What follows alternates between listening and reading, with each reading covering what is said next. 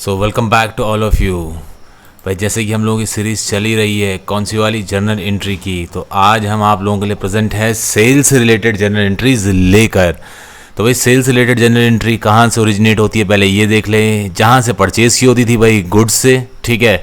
और गुड्स के कितने पार्ट होते हैं हमारे, वही गुड्स के होते हैं हमारे बेसिकली परचेज और सेल्स। भाई तो गुड्स से रिलेटेड हमारे दो ही अकाउंट होते हैं, परचेज और सेल्स के।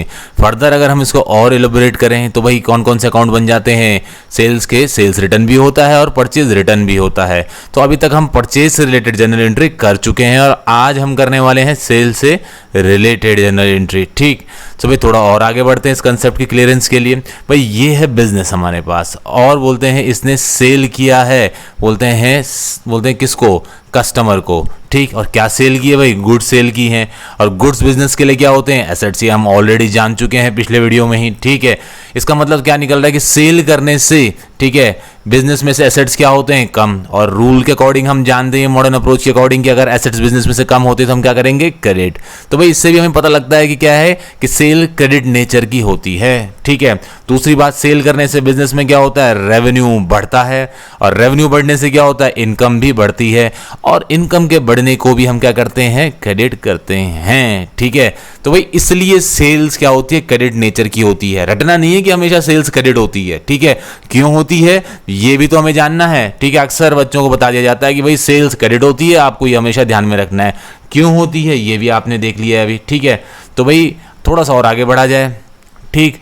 तो भाई सेल्स किस किस तरीके से हो सकती है, या तो हो सकती है कैश सेल्स, जो दो तरीके से हो सकती है, या तो हमारे बिजनेस को कैश रिसीव हो जाए या उसको चेक से पेमेंट रिसीव हो जाए, ठीक है। या हो सकती है बोलते हैं क्रेडिट सेल, जिसमें या तो बोलते हैं पर्सन का नेम गिवन होगा जिसको हमने उधार पे सामान बेचा है, ठीक है, या तो पर्सन का नेम गिवन नहीं होगा, ठीक है। या फिर हो सकती है किस तरह की सेल, पार्टली पेमेंट रिसीव वाली सेल हो सकती है, या हो सकता है कि जिसमें हमें कुछ पेमेंट बोलते हैं कैश या चेक से रिसीव हो जाए और बाकी पेमेंट रिसीव ही ना हो हमारे बिजनेस को, ठीक। तो इन सभी ट्रांजैक्शंस को हम वन बाय वन टैकल करते हैं और उनकी जनरल एंट्रीज भी देखते हैं कि कैसे इनको करते हैं हम। So let's start. लेकिन वो स्टार्ट करने से पहले जल्दी से चैनल को सब्सक्राइब कर लीजिए जिन्होंने अभी तक सब्सक्राइब नहीं किया है, और वीडियो अगर पसंद आए तो लाइक ज़रूर करिएगा और अपने फ्रेंड्स के साथ शेयर करने में कंजूसी बिल्कुल भी मत करिएगा। ये है हमारे पास पहली एंट्री, तो सोल्ड गुड्स फॉर कैश। भाई जहाँ बोलते हैं कि हम कैश में पेमेंट रिसीव होती है और हम गुड्स को शेयर बोलते हैं सेल कर देते हैं, ठीक है जी। तो भाई ये रहा, ये सारे केस में क्या हो रहा है, आपके पास चार केस आपके सामने हैं, ठीक है। तो भाई चारों केस में क्या है, अलग अलग तरीके से वर्ड्स को यूज़ किया गया है। सारे केस किस चीज़ के हैं, कैश के ही हैं कि भाई हमने कैश में गुड्स को सेल किया है। अमाउंट 20,000 ही एज्यूम कर लेना है सब में। सोल्ड गुड्स फॉर कैश, चाहे सिर्फ सोल्ड गुड्स लिखा है तब भी वो कैश की एंट्री है। Sold goods to Sohan for cash, ये भी कैश की एंट्री है, ठीक है। Sohan purchase goods from us for cash, ये भी कैश की ही एंट्री है, इस बात का ध्यान में रहे आप, ठीक है। भाई देखिए पहले थर्ड और फोर्थ तो एकदम सिमिलर है। पहले में क्या बोल रहे हैं, हमने सोहन को बेचा, ठीक है, और फोर्थ वाले में बोले सोहन ने हमसे खरीदा कैश में सामान, ठीक है। अब देखते हैं इसमें अकाउंट्स कौन कौन से इन्वॉल्व हैं, ठीक है। भाई पहला अकाउंट इन्वॉल्व है कैश का, ये क्या होता है, बिजनेस के लिए एक एसेट होता है, ठीक है। और सेल करने से बिजनेस में कैश आता है, मतलब कैश इंक्रीज होता है। तो जब कैश इंक्रीज हो रहा है तो मतलब एसेट इंक्रीज हो रहा है, और एसेट के इंक्रीज होने पर हम उसे करते हैं डेबिट। तो 20,000 हमने डेबिट कर डाले, ठीक। नेक्स्ट है सेल्स, ठीक है। तो भाई सेल्स करने से क्या होगी, बोलते हैं रेवेन्यू बढ़ेगा और इनकम भी बढ़ेगी, ठीक है। और अगर बिजनेस की इनकम बढ़ेगी तो साहब क्या होगा, हम उसको क्रेडिट करेंगे रूल के अकॉर्डिंग। इसलिए जनरल एंट्री आपकी क्या बन गई, cash account debit to sales account की आपकी ये जनरल एंट्री तैयार हो चुकी है, ठीक है। नेक्स्ट देखते हैं हम लोग, बोलते हैं कि भाई जब हमें चेक से पेमेंट रिसीव हो, आपने सामान तो बेच दिया कैश में, बोलते हैं कि मतलब पेमेंट रिसीव हो रही है लेकिन कैसे, चेक से रिसीव हो रही है।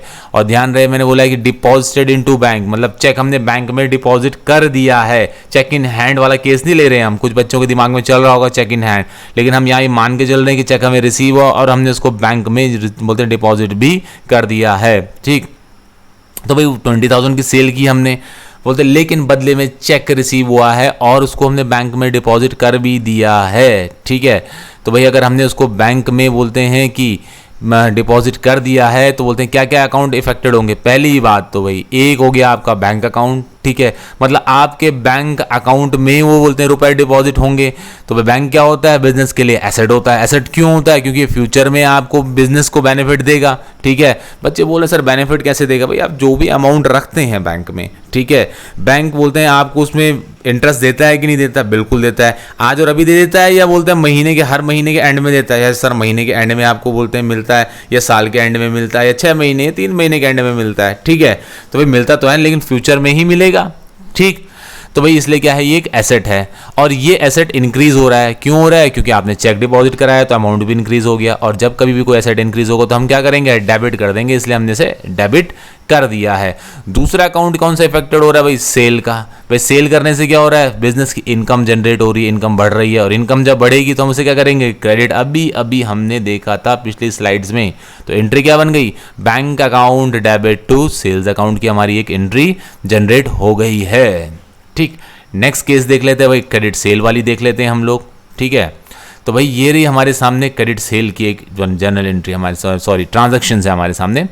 बोलते sold goods to Sohan on credit. देखिए यहाँ पे बताया जा रहा है कि हमने सामान बेचा है, लेकिन किसको, सोहन को बेचा है। नाम गिवन है यहाँ पर। मैंने बताया था जब क्रेडिट सेल होगी तो दो केस हो सकते हैं, या तो नेम गिवन होगा या तो नेम गिवन नहीं होगा। ठीक है, तो यहाँ नेम गिवन है, तो भाई पहली चीज उसमें अकाउंट कौन सा इफेक्टेड है, सोहन। ठीक है, एक तो सोहन का अकाउंट इफेक्टेड है जो कि हमारे बिजनेस के लिए क्या है, डेटर। तो आपने ऐसे नहीं लिखना है कि भाई सोहन स्लैश डेटर करके मत लिख देना आप एंट्री बनाना। ये तो मैंने आपको समझाने के लिए लिखा है कि सोहन क्या है, हमारे बिजनेस के लिए डेटर है। डेटर कौन होते हैं, जिसको हमारा बिजनेस क्या होता है, उधार पे सामान बेचता है। और ये क्या होते हैं हमारे बिजनेस के लिए, एसेट्स, क्योंकि भाई इन्होंने फ्यूचर में पेमेंट करनी है, आने वाले समय में हमारे बिजनेस को पेमेंट करेंगे।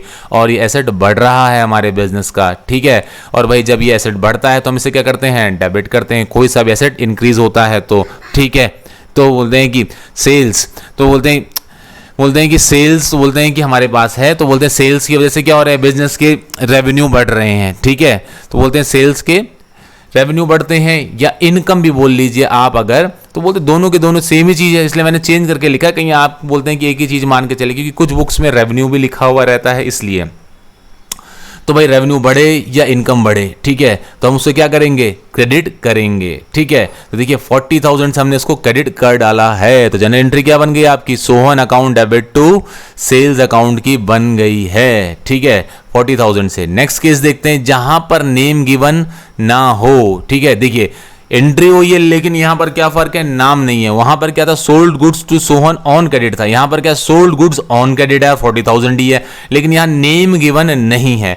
अब अगर नेम गिवन नहीं है तो अकाउंट इफेक्टेड में हम क्या लिखेंगे भाई, जिसको उधार पे सामान बेचा है उसे हम क्या कहते हैं, अभी बताया था, डेटर। ठीक है, तो भाई हम सिंपल डेटर लिख देंगे। और डेटर बिजनेस के लिए क्या होते हैं, एसेट। क्यों, फ्यूचर में बेनिफिट देते हैं और बिजनेस में क्या हो रहे हैं, इंक्रीज हो रहे हैं।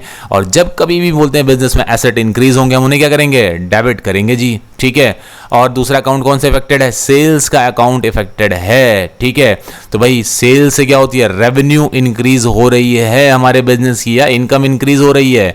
ठीक है, और रेवेन्यू या इनकम इंक्रीज हो बिजनेस की तो हम उसे क्या करते हैं, क्रेडिट कर देते हैं। ठीक है, तो भाई इस एंट्री क्या बन गई, debtors account debit to sales account की एंट्री हमारी जनरेट हो चुकी है। अब बचा है हमारा आज का लास्ट केस, जब कौन सा, पार्टली पेमेंट वाला केस बचा हुआ है जी, पार्टली पेमेंट रिसीव हो जाए। ठीक, तो उसको देखते हैं हम। भाई यहाँ पर बोल रहे हैं कि गुड्स हमने बेच दिए हैं, कितने की, 3 लाख की, जिसमें 30% कैश में रिसीव हो गया है, 40% चेक से रिसीव हो गया है, और बैंक में डिपॉजिट भी कर दिया गया है। ध्यान से देखिएगा इसको। ठीक है, and balance will be received after 5 month, और जो बचा हुआ रुपया बोला वो 5 महीने बाद रिसीव होगा। तो जरा ध्यान से देखते हैं कौन कौन से अकाउंट इफेक्टेड है। भाई सबसे पहले कैश। ठीक, कैश आ रहा है। ठीक है, तो भाई ये क्या है, एसेट है, तो मतलब बिजनेस में एसेट एक इंक्रीज हो रहा है। कौन सा, कैश नाम का एसेट है वो इंक्रीज हो रहा है। कितना इंक्रीज हो रहा है, 3 लाख का 30% यानी 90,000। ठीक, दूसरा बैंक। भाई बैंक भी क्या है, एक एसेट है, ये भी इंक्रीज हो रहा है बिजनेस में। बोलते हैं कैसे, चेक डिपॉजिट कर दिया हमने, कितना इंक्रीज हो रहा है, 3 लाख का 40%, 4 3 जा 12, 1,20,000। ठीक है, नेक्स्ट बोलते हैं डेटर्स इंक्रीज हो रहे हैं भाई। ठीक है, तो बोलते हैं डेटर्स मतलब जिनको हमने उधार पे बेचा सामान, जो पेमेंट अभी मिली नहीं है। ठीक, तो ये भी इंक्रीज हो रहे हैं। कितनी पेमेंट नहीं मिली अभी तक, 90,000 की पेमेंट अभी तक नहीं मिली है, तो भाई वो हमारे क्या हो गए, डेटर्स हो गए। और नेक्स्ट क्या है, सेल्स, ठीक है। सेल्स बोलते हैं क्या है, इनकम या रेवेन्यू इंक्रीज हो रहा है हमारा, ठीक है। तो भाई रेवेन्यू कितना इंक्रीज हो रहा है हमारा, ठीक है। मैं बार बार चेंज करके लिख रहा हूँ, कभी इनकम लिख रहा हूँ, कभी रेवेन्यू लिख रहा हूँ, ताकि बच्चों को दोनों चीज़ें क्लियर रहे, ठीक। तो भाई रेवेन्यू कितना आ रहा है सेल करने से, ठीक है भाई 3 लाख का रेवेन्यू आ रहा है, ठीक है। रेवेन्यू मतलब होता है बच्चे जो सेल करके टोटल पैसा आता है ना। अगर आपने बोलते एक पेंसिल या पेन बेचा है 10 रुपए का, तो 10 रुपए जो आया वो आपका बिजनेस का रेवेन्यू है, ठीक है। ध्यान रखिएगा उसको, ठीक। इसके रिगार्डिंग मेरे इनकम वाला वीडियो ज़रूर देखिएगा, ठीक। उससे आपको कंसेप्ट एकदम क्लियर हो जाएगा। वो मैंने उसमें क्लियरली बताया हुआ, इनकम क्या होती है, रेवेन्यू क्या होता है, उसमें कॉस्ट क्या होती है, सारी चीज़ें उसमें एकदम क्लियर हैं, ठीक है। तो भाई अकाउंट कौन कौन से 4 अकाउंट इफेक्टेड थे, कैश का, एक बैंक का, डेटर का और एक सेल्स का। तो इसकी जनरल एंट्री भी देख लेते हैं हम जल्दी से, ठीक। तो भाई ये है general entry, cash account debit, ठीक है भाई, बैंक अकाउंट डेबिट और debtors account debit to sales account, ठीक है जी। तो ये था हमारा केस, कौन सा जी, सेल्स रिलेटेड हमारी जनरल एंट्रीज, ठीक। नेक्स्ट वीडियो हम आपके लिए लेकर आएंगे परचेज रिटर्न से रिलेटेड, ठीक है। Till then good bye and take care. और चैनल को सब्सक्राइब करना मत भूलिएगा, और वीडियो पसंद आई तो लाइक करने में बिल्कुल भी कंजूसी मत करिएगा, और अपने फ्रेंड्स के साथ शेयर जरूर करिएगा। Bye bye and take care.